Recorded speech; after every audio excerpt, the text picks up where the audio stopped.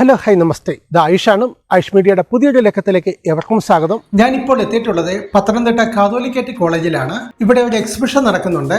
ഈ എക്സിബിഷൻ സംഘടിപ്പിക്കുന്നത് കാതോലിക്കാറ്റ് college physics ഡിപ്പാർട്ട്മെന്റും അതേപോലെ വിക്രം സാരാഭായ് സ്പേസ് സെന്ററും കൂടി ചേർന്നിട്ടാണ്. ഈ എക്സിബിഷന്റെ പേര് ISRO സ്പേസ് എക്സിബിഷൻ എന്നാണ്. അപ്പോൾ നമുക്ക് ആ എക്സിബിഷൻ കാഴ്ചകളൊക്കെ ഒന്ന് കാണാം. അപ്പോൾ ഈ എക്സിബിഷൻ ഔപചാരികമായിട്ട് ഉദ്ഘാടനം ചെയ്യുന്നതെന്ന് വെച്ച് കഴിഞ്ഞാൽ ലാൽ MJ ആണ്. ലാൽ സാർ എന്ന് വെച്ച് കഴിഞ്ഞാൽ സയന്റിസ്റ്റ് ആണ്. അതേപോലെ Vikram Sarabhai space centre engineer ആണ്. സ്ഥാപനമാണ് പത്തനംതിട്ട കാതോലിക്കറ്റ് കോളേജ്. ഇവിടെ ഈ കമ്മ്യൂണിറ്റിക്ക് തന്നെ ഒരു അഭിമാനമായിട്ടുള്ള കോളേജാണ് ഇത്. ഇവിടെ ഇത്രയും കുട്ടികളുടെ പാർട്ടിസിപ്പേഷനും ഒക്കെ വളരെ നല്ലൊരു കാര്യമാണ്. നമ്മളൊരിക്കലും ഒരു ക്ലാസ്സിൽ ഇരുന്ന് പഠിപ്പിച്ചാൽ ഇത്രയും കാര്യങ്ങൾ കുട്ടികളിലേക്ക് എത്തിക്കാൻ പറ്റത്തില്ല. അതിൽ ഈ സ്പേസ് എക്സിബിഷൻ ഒരു വളരെ വലിയ പങ്ക് വഹിക്കുന്നുണ്ട്. ഇത്രയും എഫേർട്ടിട്ട് ഇത്രയും കുട്ടികളെ ഇവിടെ പങ്കെടുപ്പിച്ച് ഇത്രയും ഒരു ഇവന്റ് ഇത്രയും വിജയകരമാക്കിയ പത്തനംതിട്ട കാതോലിക്കറ്റ് കോളേജിലെ സ്കൂൾ മാനേജ്മെന്റിനോട്, ഫിസിക്സ് ഡിപ്പാർട്ട്മെന്റിനോട്, പ്രിൻസിപ്പളിനോട് ഒക്കെ ഉള്ള ഒരു നന്ദി ഞാൻ അറിയിക്കുന്നു. ഇത്രയും നല്ല രീതിയിൽ ഓർഗനൈസ് ചെയ്യാൻ പറ്റിയല്ലോ. കൂടുതൽ ഈ കോളേജ് കൂടുതൽ ഉയരങ്ങളിലെത്തിക്കട്ടെ, കൂടുതൽ കുട്ടികളിലൂടെ പഠിച്ച നല്ല നിലകളിലെത്തട്ടെ എന്ന് ആശംസിക്കുന്നു.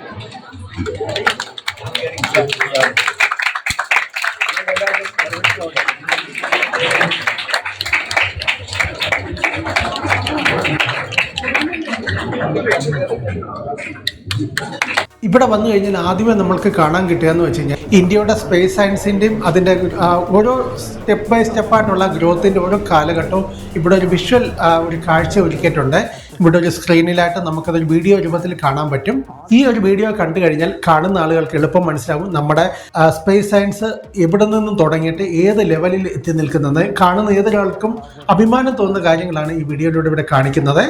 ഈ ഒരു ഹാളിലായിട്ടാണ് എക്സിബിഷൻ്റെ ബാക്കി കാര്യങ്ങളൊക്കെ നടക്കുന്നത്. അത് കാണാൻ വേണ്ടി സമീപത്തുള്ള സ്കൂളുകളിൽ നിന്നൊക്കെ ഒരുപാട് കുട്ടികൾ എത്തിയിട്ടുണ്ട്. ഇവിടെ വരുന്ന കുട്ടികൾക്ക് ഈ കാര്യങ്ങളൊക്കെ മനസ്സിലാക്കി കൊടുക്കാൻ വേണ്ടി ഓരോ ഉപകരണങ്ങളും എന്താണ്, ഈ കാണുന്ന മോഡൽസ് എന്താണെന്ന് മനസ്സിലാക്കി കൊടുക്കാൻ ഇവിടെ ISROയുടെ ജീവനക്കാരുണ്ട്. അതേപോലെ തന്നെ അതുകൂടാതെ തന്നെ ഈ കോളേജിലെ ഫിസിക്സ് ഡിപ്പാർട്ട്മെൻറ്റിലെ കുട്ടികളുമുണ്ട്. കുട്ടികൾ ഈ കാര്യങ്ങളൊക്കെ ഒരുപാട് റിസർച്ച് ചെയ്തിട്ട് അതൊക്കെ മനസ്സിലാക്കിയിട്ടാണ് ഇവിടെ വരുന്ന ആളുകൾക്ക് എക്സ്പ്ലെയിൻ ചെയ്ത് കൊടുക്കുന്നത്. നമസ്കാരം. നമ്മളിവിടെ കാണുന്നത് ISRO VSSCയുമായിട്ട് ചേർന്ന് പത്തനംതിട്ട കാതോലിക്കറ്റ് കോളേജിൽ ഫിസിക്സ് ഡിപ്പാർട്ട്മെൻറ്റ് നടത്തുന്ന 2 ദിവസത്തെ എക്സിബിഷനാണ്. നമുക്ക് സാധാരണക്കാർക്കായിട്ടുള്ള ആൾക്കാർക്കും കുട്ടികൾക്കും വിവിധ കലാലയങ്ങളിലെ 100ഓളം വരുന്ന കുട്ടികൾ ഇപ്പോൾ തന്നെ ഇത് കണ്ടു കഴിഞ്ഞു. അപ്പം തീർച്ചയായിട്ടും ഇതിൻ്റെ ഭാഗമാകുവാനായിട്ട് നമ്മൾ പത്തനംതിട്ടയും അതുപോലെ തന്നെ സമീപ പ്രദേശത്തുമുള്ള എല്ലാവരെയും കാതോലിക്കറ്റ് കോളേജിലേക്ക് ക്ഷണിക്കുകയാണ്. തീർച്ചയായിട്ടും ഇത് ISROയുടെ സഹകരണത്തോടെ നമ്മുടെ ഡിപ്പാർട്ട്മെൻറ്റ് ഒരുക്കുന്ന ഒരു ശാസ്ത്ര പ്രദർശനമാണ്. അപ്പം ഇതിൽ വൈവിധ്യങ്ങളായിട്ടുള്ള ISROയുമായിട്ട് ബന്ധപ്പെട്ട അവരുടെ ആകാശയാത്രകളുടെ ഒരു സീരീസ് തന്നെ ഇവിടെ, ഒരു ആകാശ വിസ്മയം തന്നെ ഇവിടെ ഒരുക്കിയിട്ടുണ്ട്. അപ്പം ഏവർക്കും സൗജന്യമായിട്ടുള്ള ഈ ഒരു സംരംഭത്തിലേക്ക് എല്ലാവരെയും സ്വാഗതം ചെയ്യുകയാണ് ഡിപ്പാർട്ട്മെൻറ്റ് പേരിൽ. നമ്മൾ ഈ ഒരു എക്സിബിഷനിൽ നമ്മൾ ISROയുടെ ഡിഫറെൻറ്റ് ടൈപ്സ് ഓഫ് റോക്കറ്റുകളാണ് കാണുന്നത്. ഇപ്പം നമുക്കിവിടെ ഉള്ളത് സൗണ്ടിങ് റോക്കറ്റുകളാണ്. ഈ സൗണ്ടിങ് റോക്കറ്റുകൾ എന്ന് പറയുന്നത് നമ്മുടെ അറ്റ്മോസ്ഫിയറിലെ ടെമ്പറേച്ചർ, ഹ്യൂമിഡിറ്റി കാര്യങ്ങളെപ്പറ്റി, അറ്റ്മോസ്ഫിയറിലെ കാര്യങ്ങളെപ്പറ്റി പഠിക്കാൻ വേണ്ടിയിട്ട് നമ്മൾ വെച്ചേക്കുന്ന റോക്കറ്റുകളാണ് സൗണ്ടിങ് റോക്കറ്റുകൾ. ഇതാണ് നമ്മുടെ ഇന്ത്യയുടെ ആദ്യത്തെ സൗണ്ടിങ് റോക്കറ്റായിട്ടുള്ള രോഹിണി 75. ഈ 75 എന്ന് ഉദ്ദേശിക്കുന്നത് അതിൻ്റെ ഡയമീറ്റർ ആണ്. അതുപോലെ തന്നെ പിന്നീട് വന്നിട്ടുള്ള ഓരോ സൗണ്ടിങ് റോക്കറ്റുകളാണ് ഈ വന്നിരിക്കുന്ന ഓരോ സൗണ്ടിങ് റോക്കറ്റുകൾ. ഇതിൻ്റെ എല്ലാം ഈ റോക്കറ്റുകളിൽ 2 പാർട്ടുകളാണ് വരുന്നത്. ഒന്ന് ഈ ഓറഞ്ച് പാർട്ടും പിന്നീടുള്ളത് ഈ വൈറ്റ് പാർട്ടുമാണ്. ഈ ഓറഞ്ച് പാർട്ട് എന്ന് പറയുന്നത് ഇതിൻ്റെ ഫ്യൂവൽ ഇതിൽ നിറയ്ക്കുന്ന പാർട്ടാണ്. ഇതിൻ്റെ ഫ്യൂവലായിട്ട് നമ്മൾ ഉപയോഗിക്കുന്നത് നമ്മുടെ അലുമിനിയമാണ്. അലുമിനിയത്തിൻ്റെ കംപ്രസ്ഡ് ആയിട്ടുള്ള ഫോമാണ് നമ്മളത് സോളിഡ് ഫ്യൂവലായിട്ട് നമ്മളിതിൽ യൂസ് ചെയ്യുന്നത്. ഇതിൻ്റെ വൈറ്റ് എന്ന് പറയുന്നത് ഇത് സസ്റ്റെയിൻ ചെയ്യുന്ന പാർട്ടാണ്. ഈ വൈറ്റ് പാർട്ടിലാണ് നമുക്ക് വേണ്ടതായിട്ടുള്ള സെൻസേഴ്സ് ഘടിപ്പിച്ചിട്ടാണ് നമുക്ക് ഈ ഒരു അറ്റ്മോസ്ഫിയറെ പറ്റി നമ്മൾ പഠിക്കുന്നത്. ഇതിൻ്റെ ഡിഫറെൻറ്റ് മോഡൽസ് ആണ് ഈ കണ്ടത്. ഒന്ന് എക്സ്പ്ലെയിൻ ചെയ്യാമോ? സൗണ്ടിങ് റോക്കറ്റ്സിന് ശേഷം പിന്നീടുള്ളതാണ് ലോഞ്ച് വെഹിക്കിൾസ് എന്ന് പറഞ്ഞാൽ. ലോഞ്ച് വെഹിക്കിൾസ് എന്ന് പറഞ്ഞാൽ നമ്മൾ സാറ്റലൈറ്റ്സിനെ ലോഞ്ച് ചെയ്യാൻ വേണ്ടിയിട്ട് യൂസ് ചെയ്തിട്ടുണ്ടായിരുന്നതാണ്. അപ്പോൾ ഈ ഇന്ത്യയുടെ ഫസ്റ്റത്തെ സാറ്റലൈറ്റ് എന്ന് പറഞ്ഞാൽ ആര്യഭട്ടയാണ്. പക്ഷെ ആര്യഭട്ട റഷ്യയിൽ നിന്നാണ് ലോഞ്ച് ചെയ്യുന്നത്.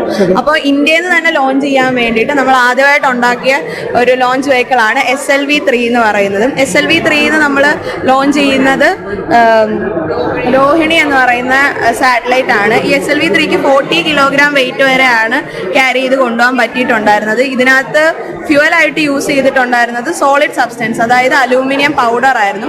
പിന്നീട് അതിൻ്റെ കുറച്ചുകൂടെ എക്സ്പാൻഡഡ് വെർഷനാണ് ASLV എന്ന് പറയുന്നത്. കുറച്ചുകൂടെ മോഡിഫൈ ചെയ്തിട്ട് പിന്നീട് വന്നതാണ് ASLV എന്ന് പറയുന്നത്. ASLVയിൽ എക്സ്ട്രാ എന്ന് പറഞ്ഞാൽ ഇതിൻ്റെ 2 സ്ട്രാപ്പ് ഓൺസ് കാണാൻ പറ്റും. അപ്പോൾ ഇതിന് ക്യാരി ചെയ്യാൻ പറ്റുന്ന വെയിറ്റ് 150 കിലോഗ്രാം വരെ ആയിരുന്നു. ഈ ASLV നമ്മൾ ലോഞ്ച് ചെയ്തിട്ടുണ്ടായിരുന്ന സാറ്റലൈറ്റ് എന്ന് പറഞ്ഞാൽ സ്രോസ് എന്ന് പറയുന്ന സാറ്റലൈറ്റ് ആണ്. ഇതിനെ പോലെ തന്നെ സെയിം ഒരു സോളിഡ് സബ്സ്റ്റൻസ് തന്നെയാണ് ഇതിൻ്റെ ഫ്യൂവലായിട്ട് യൂസ് ചെയ്തിട്ടുള്ളത്. ഇതൊന്ന് എക്സ്പ്ലെയിൻ ചെയ്യാം.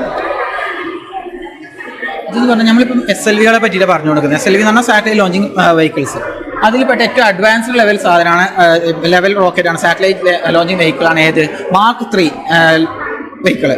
അപ്പം ഇതെന്ന് പറഞ്ഞു കഴിഞ്ഞാൽ 4000 കിലോഗ്രാം വരെ ഭാരം ഇതിൽ താങ്ങാനും പറ്റും. അതുപോലെ തന്നെ നമ്മുടെ ചന്ദ്രയാൻ 3 അതുപോലെ തന്നെ സ്പേസ് പാസഞ്ചേഴ്സിനെ കൊണ്ടുപോകുക അതിനൊക്കെ യൂസ് ചെയ്യുന്ന ഇതാണ്. ഇതിൻ്റെ മെയിൻ സ്റ്റേജസ് എന്ന് പറഞ്ഞാൽ ഒന്ന് സോളിഡ് ഫ്യൂവൽ കത്തുന്ന സ്റ്റേജാണ്. അതായത് ഇനീഷ്യൽ ബൂസ്റ്റിംഗ് വേണ്ടി സോളിഡ് ഫ്യൂവലും, അതുപോലെ തന്നെ പിന്നീട് എസ്കേപ്പ് വെലോസിറ്റി റീച്ച് ചെയ്യാൻ വേണ്ടി ലിക്വിഡ് ഫ്യൂവലും, അതിനുശേഷം ക്രയോജനിക് ഫ്യൂവലാണ്. ക്രയോജനിക് ഫ്യൂവൽ എന്ന് പറഞ്ഞാൽ നേരത്തെ നമ്മൾ യൂസ് ചെയ്ത സ്റ്റേജസ് പോലെ തന്നെ അവിടെ എന്താ ചെയ്യുന്നതെന്ന് വെച്ച് കഴിഞ്ഞാൽ ഹൈഡ്രജനും ഓക്സിജനും ലിക്വിഡ് സ്റ്റേറ്റിലേക്കാക്കി സെപ്പറേറ്റ് ആക്കിയിട്ട് വെച്ചതിന് ശേഷം സ്പേസിൽ വെച്ചിട്ട് ഇഗ്നൈറ്റ് ചെയ്യുകയാണ് ചെയ്യുന്നത്. ഇതിൻ്റെ മുകളിലുള്ള പോർഷനാണ് ഹീറ്റ് ഷീൽഡിനുള്ളിലുള്ള ഇതിൻ്റെ ഉള്ളിലായിരിക്കും എന്താണ് സാറ്റലൈറ്റ് അല്ലെങ്കിൽ പാസഞ്ചേഴ്സ് ഉണ്ടെങ്കിൽ അവരും നിൽക്കുക.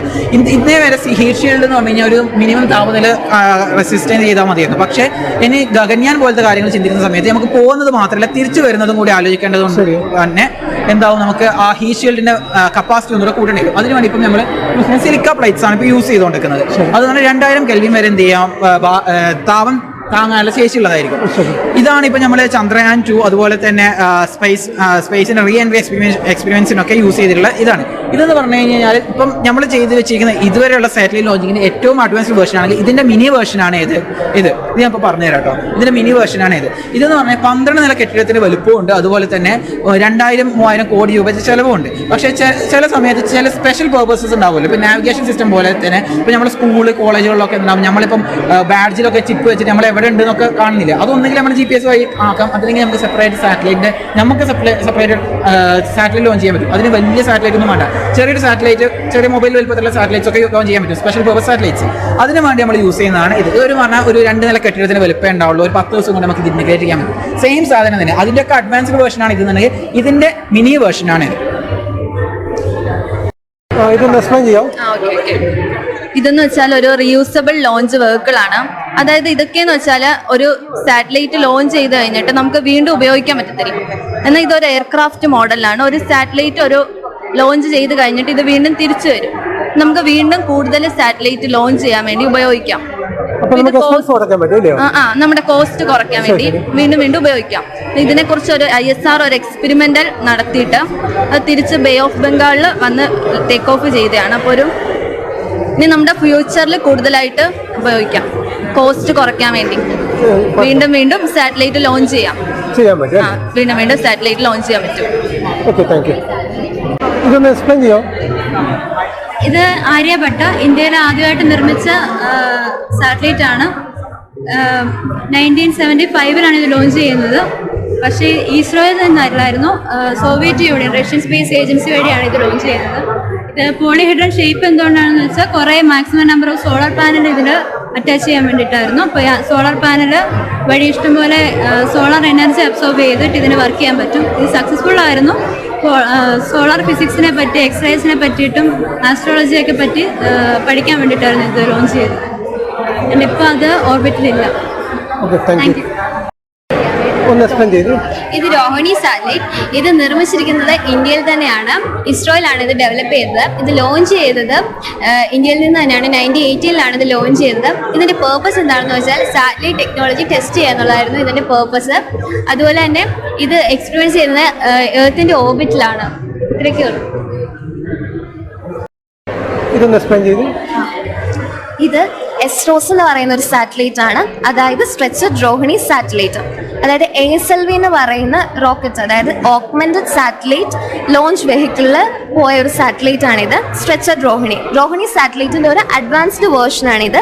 സ്ട്രെച്ചഡ് എന്ന പേര് വരാൻ കാരണം സ്പേസിൽ ചെല്ലുമ്പം ഈ ലീവ്സ് എല്ലാം, അതായത് ഇതെല്ലാം സോളാർ പാനൽസ് ആണ്, ഇത് സ്ട്രെച്ച് ചെയ്യും. അങ്ങനെയാണ് ഇത് സ്ട്രെച്ചഡ് രോഹിണി സാറ്റലൈറ്റ് എന്നുള്ള പേര്. സോ ഇതൊരു 45 വാട്ട് പവർ സപ്ലൈയിലാണ് നമ്മളിത് ബിൽഡ് ചെയ്ത് വിട്ടേക്കുന്നത്. ഈ സോളാർ പാനൽസ് ആണ് അതിനുള്ള എനർജി പ്രൊവൈഡ് ചെയ്യുന്നത്. സോ നമ്മുടെ ഇതെന്ന് പറഞ്ഞാൽ 1944 ISRO ലോഞ്ച് ചെയ്തൊരു സാറ്റലൈറ്റ് ആണ്. അതായത് ശ്രീഹരിക്കോട്ടയിൽ നിന്നാണ് ഇത് ലോഞ്ച് ആയിട്ടുള്ളത്. ഒരു 6 months ലൈഫാണ് നമ്മൾ ഇതിനെ ലോഞ്ച് ചെയ്യുമ്പോൾ ഉണ്ടായിരുന്നത്. പക്ഷെ ഇത് 2 years ലൈഫ് ഇതിന് ഉണ്ടായി. സോ ഇതിന് 2 പേലോഡാണുള്ളത്. ഒന്ന് ഗാമാ റേ ബേഴ്സ് ഡിറ്റക്ടർ എന്ന് പറയുന്നത്, അതായത് ഗാമാ റേസിനെ ഡിറ്റക്ട് ചെയ്യാനുള്ളത്. പിന്നെ റിട്ടാർഡിംഗ് പൊട്ടൻഷ്യൽ അനലൈസർ എന്ന് പറയുന്നത്, അതായത് അയണോസ്ഫിയറിലുള്ള ടെമ്പറേച്ചർ, ഇലക്ട്രോൺ ഡെൻസിറ്റി ഒക്കെ സ്റ്റഡി ചെയ്യാൻ വേണ്ടിയാണ് ഇത് പോയത്. ഇതൊരു കമ്മ്യൂണിക്കേഷൻ സാറ്റലൈറ്റ് ആണ്. ഇത് ജിയോസിൻക്രണസ് സാറ്റലൈറ്റ് ലോഞ്ചിങ് വെഹിക്കിൾ വഴിയാണ് നമ്മൾ ലോഞ്ച് ചെയ്യുന്നത്. ഇതിൻ്റെ പേരെന്ന് പറയുന്നത് എഡ്യൂസാറ്റ് എന്നാണ്. ബേസിക്കലി ഇതിന് 2 ആൻറ്റനാസ് ഉണ്ട്. ഈ ആൻറ്റനാസ് വഴി സിഗ്നൽസ് റിസീവ് ചെയ്തിട്ടാണ് ഇത് പ്രവർത്തിക്കുന്നത്. ആൻഡ് ഹിയർ ഇവിടെ നമുക്ക് 2 സോളാർ പാനൽസ് പ്രൊവൈഡ് ചെയ്തിട്ടുണ്ട്. അതുവഴി ഇതിൻ്റെ എനർജി സോഴ്സ് എന്ന് പറയുന്നത് ഈ സോളാർ പാനലാണ്. അതുപോലെ തന്നെ ഇതിൻ്റെ മിനിമം ലൈഫ് ടൈം എന്ന് പറയുന്നത് 7 years ആണ്. ഇതൊരു ജിയോ സ്റ്റേഷനറി സാറ്റലൈറ്റ്. ഈ സാറ്റലൈറ്റ് നമ്മൾ ലോഞ്ച് ചെയ്തത് 2004 ശ്രീഹരിക്കോട്ട എലിസ്രോയിൽ നിന്നാണ് നമ്മളിത് ലോഞ്ച് ചെയ്തത്. ഹായ്, ഇത് മെഗാട്രോപിക്സ് ആണ്. മേഘം ക്ലൗഡ് എന്നുള്ള മീനിങ് ഉണ്ടാക്കിയ സാറ്റലൈറ്റ് ആണിത്. നമ്മുടെ ഇന്ത്യൻ സാറ്റലൈറ്റും ചൈന സാറ്റലൈറ്റും കോൺട്രിബ്യൂട്ട് ചെയ്തുണ്ടാക്കിയ സാറ്റലൈറ്റ് ആണ്. അപ്പോൾ ഇതിൻ്റെ പേർപ്പസ് എന്ന് പറയുന്നത് ക്ലൗഡ് ഫോർമേഷൻ ആണ്. നമ്മുടെ മേഘപാളികൾ, പിന്നെ അതുപോലെ നമ്മുടെ കാലാവസ്ഥയെ കുറിച്ച് അറിയാൻ വേണ്ടിയിട്ടാണ് യൂസ് ചെയ്തത്. പിന്നെ അറ്റ്മോസ്ഫിയറിൻ്റെ ലെയേഴ്സിനെ കുറിച്ചൊക്കെ പഠിക്കുന്നതിന് വേണ്ടി, അതിൻ്റെ കണ്ടീഷനൊക്കെ അറിയുന്നതിന് വേണ്ടി യൂസ് ചെയ്ത സാറ്റലൈറ്റ് ആണിത്. ഇത് ഏകദേശം ഒരു 1000 kg ആണ് ഇതിന് മാസ് വരുന്നത്.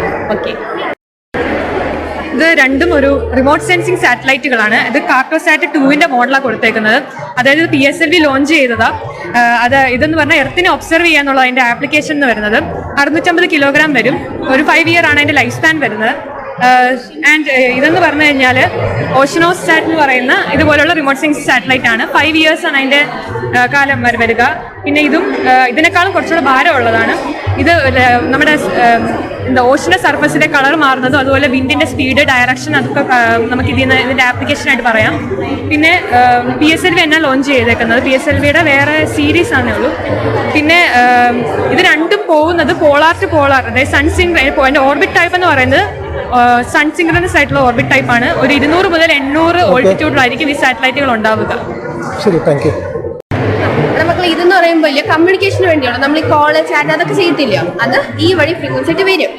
അത് ഈ ഇയേഴ്സ് എന്ന് പറയാൻ പറ്റും. നമ്മുടെ ഇയർ വേറെ 2 year അതായിട്ട് നമ്മുടെ പറയുന്നത് ഒരു ഫ്രീക്വൻസി ഈ വഴി വന്നിട്ട് ഏത് ആൾക്കാണ് കൊടുക്കുന്നത് അത് ഈ വഴി പ്രൊഡ്യൂസ് ചെയ്യും.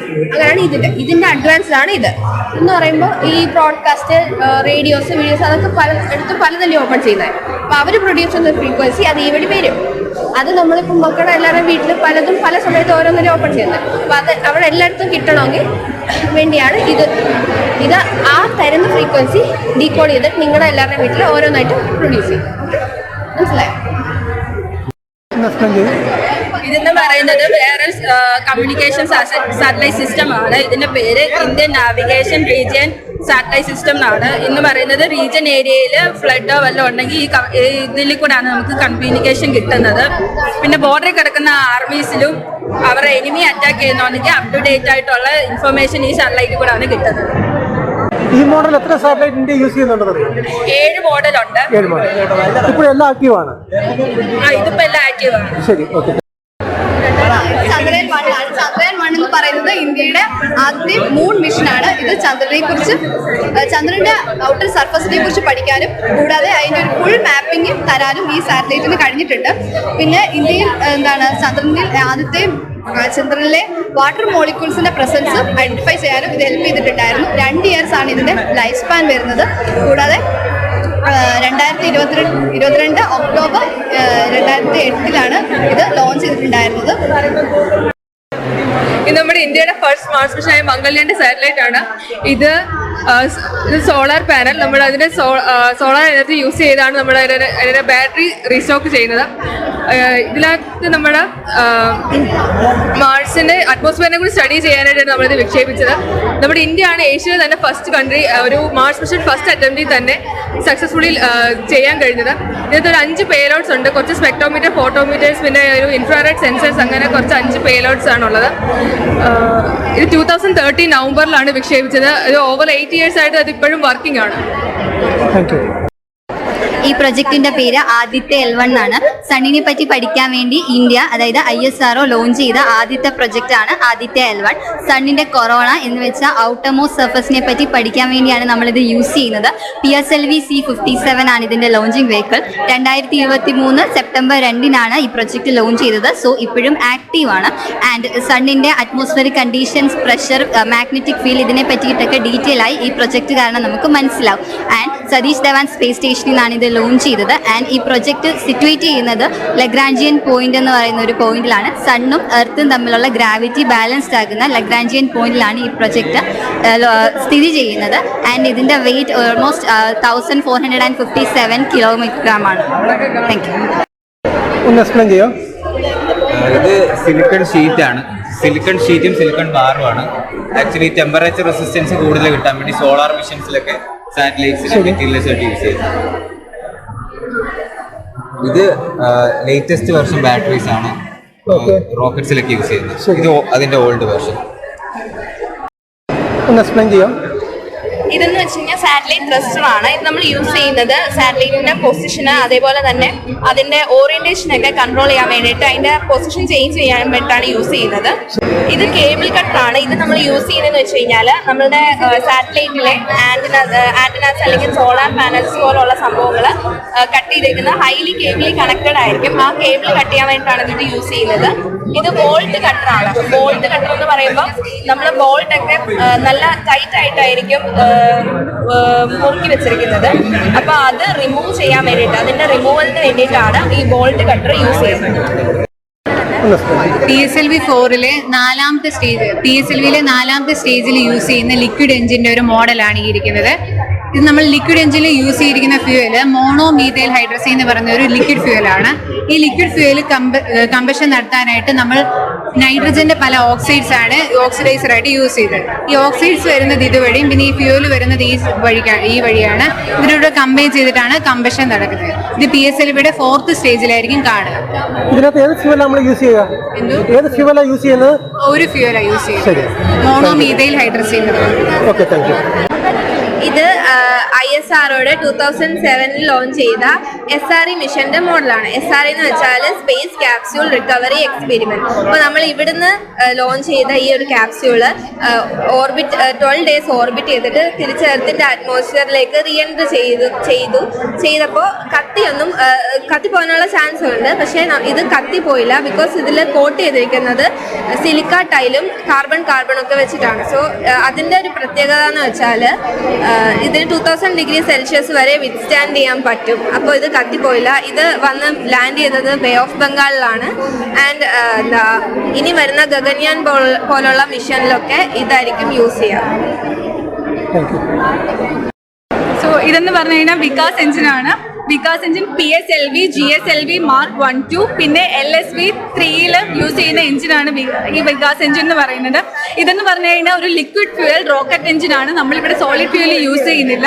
നമ്മളിവിടെ യൂസ് ചെയ്യുന്ന ഫ്യൂവലാണ് UDMH-ഉം പിന്നെ N2O4 എന്ന് പറഞ്ഞിട്ടുള്ള ഒരു ഓക്സിഡൈസറാണ് നമ്മളിവിടെ യൂസ് ചെയ്യുക. ഈ പറയുന്ന പ്രൊപ്പലൻ എന്ന് പറഞ്ഞു കഴിഞ്ഞാൽ ത്രസ്റ്റ് എക്സ്പെൽ ചെയ്യാൻ വേണ്ടിയിട്ട് യൂസ് ചെയ്യുന്ന ഒരു സബ്സ്റ്റൻസ് ആണ് ഈ പറയുന്ന പ്രൊപ്പലൻ എന്ന് പറയുന്നത്. സോ ഈ പറയുന്ന പ്രൊപ്പലന്റ് കമ്പൈൻ ആയിട്ട് ഒരു ഫയർ ഉണ്ടാവും. ആ ഒരു ഫയർ ഇതിൻ്റെ ഉള്ളിലൂടാണ് ഇഗ്നൈറ്റ് ചെയ്ത് പോവുക. അങ്ങനെയുള്ള സമയത്ത് ഒരു ത്രസ്റ്റ് ഡെവലപ്പ് ആവും. റോക്കറ്റ് ലോഞ്ചിങ്ങിനൊക്കെ ഹെൽപ്പ് ചെയ്യാൻ വേണ്ടിയിട്ട്, റോക്കറ്റ് ലോഞ്ചിങ്ങിൻ്റെ സമയത്ത് ത്രസ്റ്റ് കൊടുക്കാൻ വേണ്ടിയിട്ട് ഈ പറയുന്ന വികാസ് എഞ്ചിൻ ഹെൽപ്പ് ചെയ്യും. Newton's 3rd law of motion ആണ് ഇത് ഫോളോ അപ്പ് ചെയ്യുന്നത്. നമ്മളിപ്പം ജീവിക്കുന്ന ഈ കാലഘട്ടം ഇനിയുള്ള കാലമെന്ന് വെച്ച് കഴിഞ്ഞാലും സയൻസുമായിട്ട് ബന്ധപ്പെട്ടതാണ്. അതാണ് ഇനി ഫ്യൂച്ചർ. അതുകൊണ്ട് തന്നെ ഈ തലമുറ ഇനിയുള്ള തലമുറയിലും കുട്ടികൾക്ക് നമ്മൾ സയൻസിൽ അഭിരുചി ഉണ്ടാക്കി കൊടുക്കേണ്ടത് ആവശ്യമാണ്. പിന്നെ കുട്ടികൾക്ക് സ്വതവേ തന്നെ ചില കുട്ടികൾക്ക് ഇങ്ങനെയുള്ള ക്രിയേറ്റിവിറ്റി ഇങ്ങനെയുള്ള കാര്യങ്ങളിലൊക്കെ താല്പര്യം ഉണ്ടാവും. അവരേക്ക് നമ്മൾ മാക്സിമം പ്രോത്സാഹിപ്പിക്കേണ്ടതുണ്ട്. ഇപ്പം സ്വന്തം നിലയ്ക്കൊക്കെ ഇപ്പം ശാസ്ത്രമേള പോലെ ഇപ്പോൾ സ്കൂളുകളിലൊക്കെ നടക്കുകയാണ്. അങ്ങനെയൊക്കെ നടക്കുന്ന സമയത്ത് നമ്മുടെ വീട്ടിലുള്ള കുട്ടികളെയൊക്കെ നമ്മൾ മാക്സിമം സപ്പോർട്ട് ചെയ്യണം.